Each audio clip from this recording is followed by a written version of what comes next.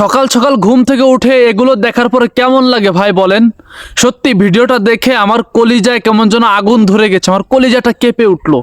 আপনারা একটু দেখেন, তারপর আপনারা মন্তব্য জানান আপনাদের।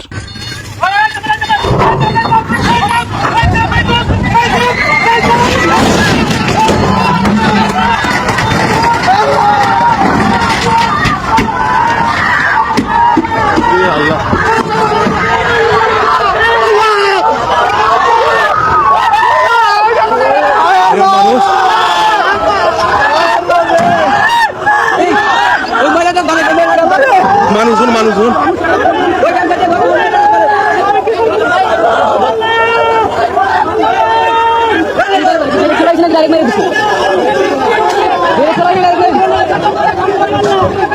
আরে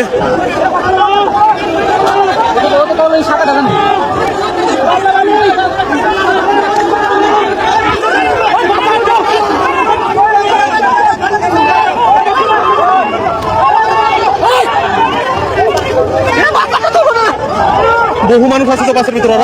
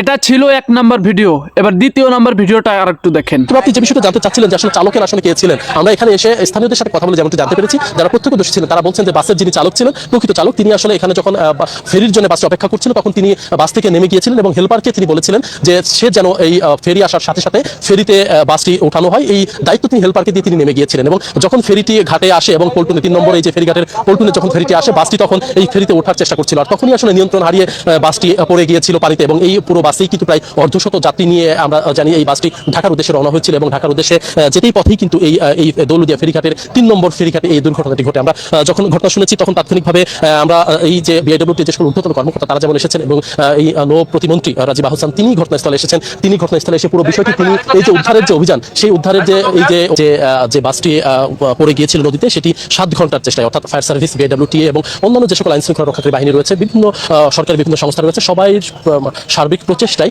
7 ঘন্টা পরে এই বাসটিকে পরিপূর্ণভাবে নদী থেকে এই উদ্ধারকারী জাহাজ হামজার মাধ্যমে টেনে এই যে পল্টনটি রয়েছে, যে পল্টনের উপর থেকেই আসলে বাসটি নিয়ন্ত্রণ হারিয়ে পদ্মা নদীতে পড়ে গিয়েছিল, সেখানে আসলে টেনে তোলা হয়েছে। এবং একে একে আমরা কিছুক্ষণ আগে দেখেছি যখন বিআইডব্লিউটির উদ্ধারকারী জাহাজ হামজার মাধ্যমে যখন টেনে উঠানো হচ্ছিল বাসটিকে, সেই বাসের ভিতরে যে যাত্রীগুলো আটকা পড়েছিল, যারা বাসের ভেতরেই যারা শেষ নিঃশ্বাস ত্যাগ করেছেন, যারা মারা গেছেন, তাদের মরদেহগুলো বিআইডব্লিউটি এর যারা ডুবুরি এবং ফায়ার সার্ভিস যারা ডুবুরি, তারা কিন্তু মিলে সেই মরদেহগুলো উঠিয়ে এনেছে। এখন পর্যন্ত আমরা ফায়ার সার্ভিস এবং বিআইডব্লিউটি এর তথ্য মতে এখন পর্যন্ত জানতে পেরেছি 14 জনের মরদেহ তারা উদ্ধার করেছে, জীবিত উদ্ধার হয়েছে কয়েকজন, এখনো বেশ কয়েকজন নিখোঁজ আছে। আসলে এখন পর্যন্ত আসলে রাকিব সর্বশেষ যে অবস্থা, যে আসলে কতজনের মৃত্যু হয়েছে, কতজন নিখোঁজ রয়েছে, সেই চিত্রটি আসলে এখন পর্যন্ত পরিষ্কার করে বলা যাচ্ছে না, কারণ উদ্ধারের যে চেষ্টা, ডুবুরিদের যে চেষ্টা, সেই চেষ্টা অব্যাহত রয়েছে, বিআইডব্লিউটি এর যে উদ্ধারকারী হামজার যে চেষ্টা, সেটি অব্যাহত রয়েছে। এবং সেই চেষ্টায় আসলে সেই চেষ্টায় 7 ঘন্টার মধ্যে আমরা ধারণা করছি যে খুব অল্প সময়ের মধ্যেই আসলে এটি সম্ভব হয়েছে, কারণ এই দৌলতদিয়া ঘাটে, অর্থাৎ এই যে ফেরিঘাটটি, সেই ফেরিঘাটে অনেক আগে থেকেই এই বিআইডব্লিউটি এর যে উদ্ধারকারী জাহাজ হামজা, সেটি কিন্তু এখানেই থাকে, যে কারণে আসলে খুব অল্প সময়ের মধ্যেই বাসটিকে টেনে তোলা সম্ভব হয়েছে। এবং এখন পর্যন্ত আমরা 14 জনের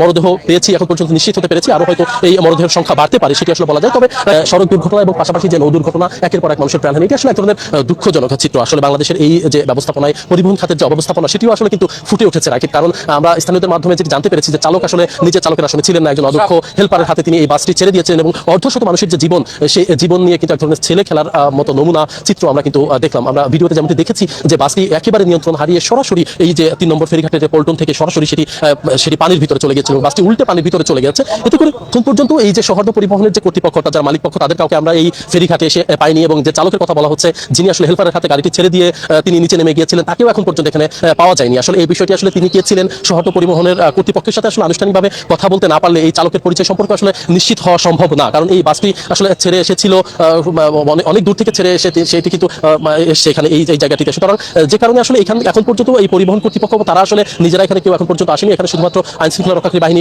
ফায়ার সার্ভিস এবং বিআইডব্লিউটিএ তারা যৌথভাবে আসলে এই উদ্ধার অভিযানটি পরিচালনা করছে।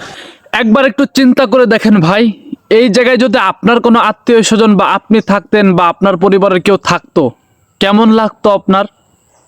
এই বাসটিতে প্রায় 50 জনেরও অধিক যাত্রী ছিল, সেখান থেকে 10 থেকে 15 জন জীবিত পাওয়া গেছে, আর মৃত মনে হয় 10 জনের মতন পাওয়া গেছে, আর বাকিগুলো সব তলিয়ে গিয়েছে। কি একটা অবস্থা!